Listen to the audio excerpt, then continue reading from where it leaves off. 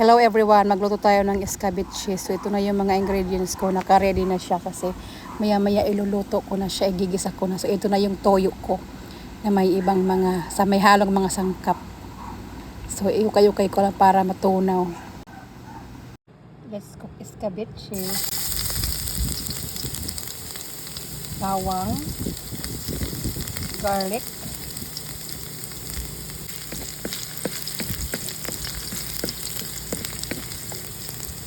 then onion,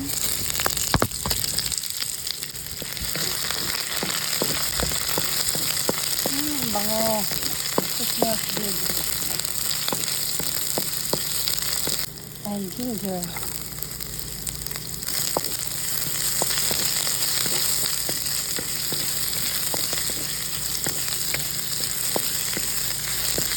Then yung colorful na green and red bell pepper, yung peppers.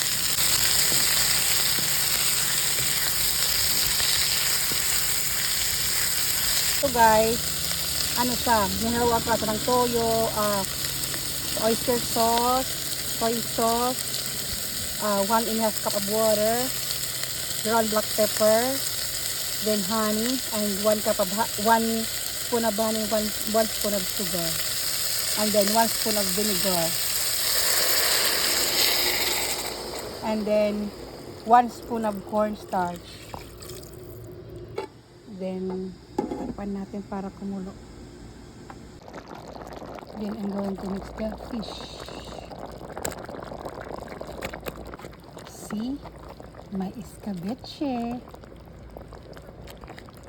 Ano kaya kung kumain siya pag nito? Kaya ako nagluto ng ganito kasi gusto ko i-try niya. Kain po.